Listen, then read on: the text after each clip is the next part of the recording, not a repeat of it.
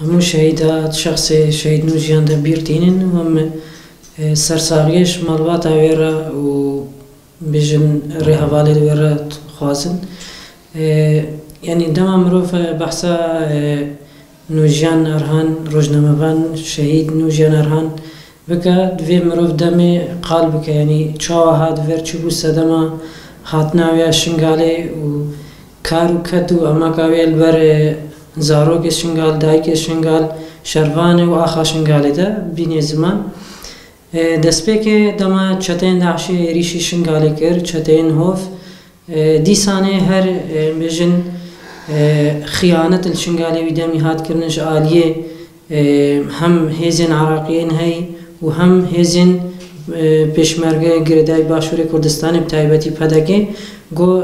شنگالی و ملت شنگال و آخا شنگال دستی چتین داعشی هو بهشتن مداخله کرنا گریلا جبو شنگالی و خلاص کرنا بست هزار ملت زدی وی دمی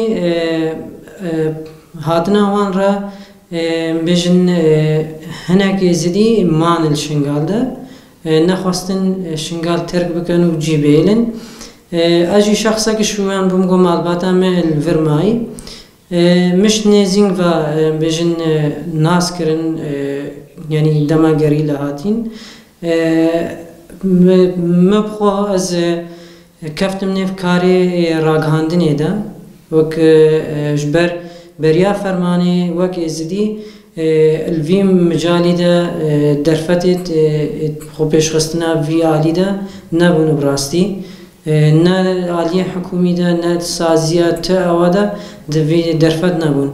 هوال نوجيانجي وان دمارا هات شنگالي وك كاري روجنامه‌واني و روجنامه‌گري بمشينه وك اوجي ويجي شخورديد وك ارككي با دما دسپیک هاتی شنگال ده حتی بجن شهادت آویجی هر مبهب را کار کربو هر ری حوالی که مای کار بو براستی یعنی الشنگال ده بجن ملت شنگال ده مای السری چیه جیانت کر دشته نبو آلیه بجن باکور چیه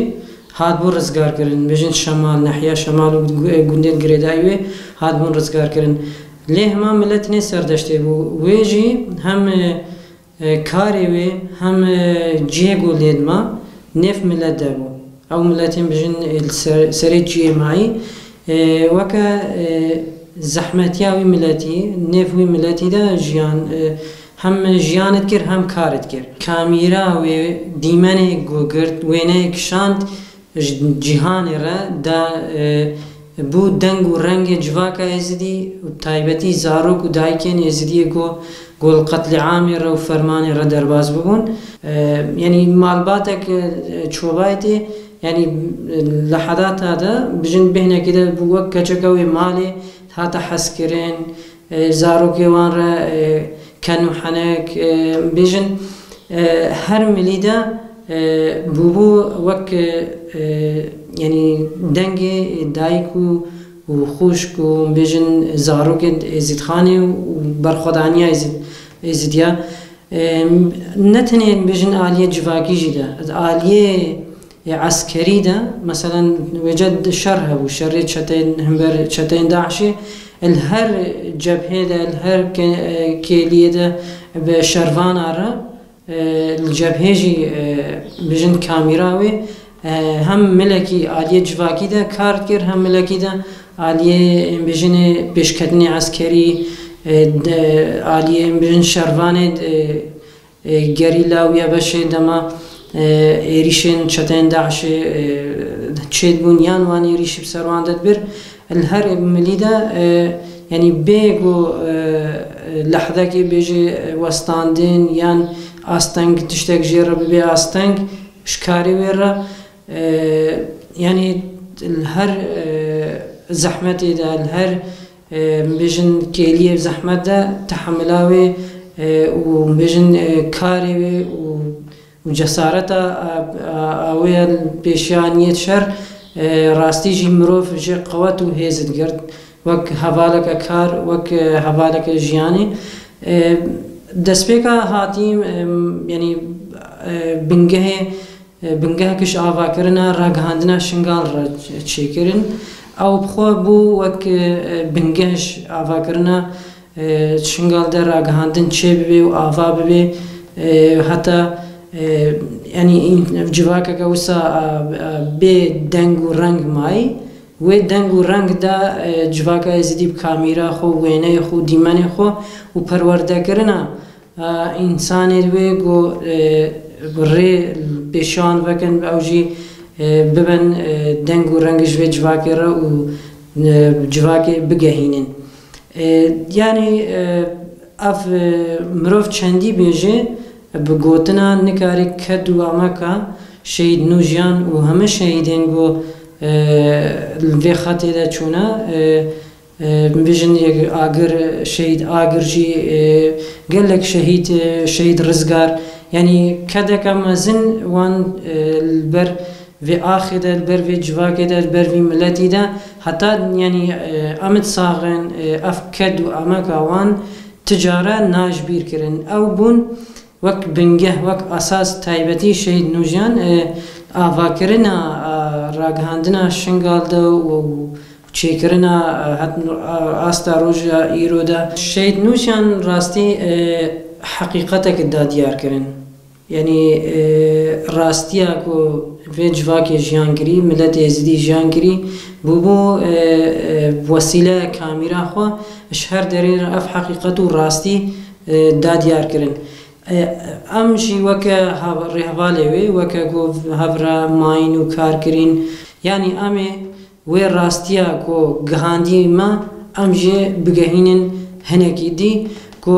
ئەف خەتا ئەو سەرمەشی دەوام بکە هەتا ئەم هەنە و ئەم ژی بدەن هەنێکی دی ئەو ژی ئەف ڕێ تجارە دیارکردنە حەقیقەتێ و خزمەتە جوواکێ و ملەتێ خۆ هەتا داوی ئەم بمەشینن یعنی ڕاستیە گۆوێ دایمە و مەش وێ ناسکری تجارە ئەمێ ژێ بەرنەدن و ئەمێ وێ کەد و تەعبا وێ ئەلبەر vê civakê de dîtî zehmetiya wê bêjin xewnê wê xeyalê wê got ê zidî bibin xweyî bêjin çi aliye hemî de pêş bikevin taybetî milê ragihandinê de bê avakirin em ê ticare wan xwestekê wê dixwestin xewn û xeyalê wê dixwestin em ê dev jê bernedin em ê bigehînin dema hatî şingal de rewşê herî zehmet de bû bêjin sala 2016 17 dawiya 2015 wan dema rewşên gelekên zehmet bûn yanî hevaleke wisa gelekî jiyanê hez dikir hêzeke wê xurt hebû rêxistinkirinê derdor re kar de meşandin yanî mirov jê hêz digirt dema ew hêza wê dît yanî li van aliya de heval bû hem bêjin mamosta bû aliyê kar de yanî her tiştî de kêliyê me vê re jiyankirîn ticare nayên ji bîr kirin bêjin hem kêliyê xweş hebûn ê zehmetiyê hebûn yanî tiştê me yanî jiyana me vêkire derbas kirî heta roja şehadeta wê jî yanî weke jiyaneke hem mirov jê fêr bû weke û hem kêfxweşî û hem demxweşî yanî kêliyên zehmet de mirov vêkire jiyan bike ticare nayên ji bîr kirin ew zehmetiyên hey ew bêjin rewşên zehmetên hey hemû terz zivirandin etkirin weke hêz ji mirov re û mirov hema dixwest hem pêşxistin hem kar bevre bimeşîn şehadeta wê destê çeteyên ku hatine rêxistin kirin ji aliyê gobûyîn sedema fermana şingalê heman zihniyeta Daişê got şingal wêran kir ev eynî wê zihniyetê şehîd nûjiyan bi fîşeka xiyanetê hat şehîd kirin ew چتین گو به ناوی روش هاتین خواستن خانه سوری ویدمی داگر بکن شهید نوجیان الورده دیسا بوبویا برسبک جوان هوواره گو راستیا وان و هویتیا وان بدر وده بده ناس کرن جبروی فیشکن خوید هووانا خواستن دنگ حقیقت وندا بکن و تنا بکن و هر هویتیا وان چتا و حقیقتا آوان انسان خوازن وی جواکه وی کوکه نهیلن ازدیاتی نهیلن هر و او راستی درکوی و او رو رش ببن و شهید ما گو بوین دنگی راستی بوین راستی را حتی خوینا خوش راستی را داین او و روسپی بمینن لی او هو و او چتا وسا فیشک غدر و خیانت شهید نوجیان شهید خستین او الفرجی رو رجبن و پشتی مرنا خوشی حتی داویه و پشت وانده او و رو رجب مینن اف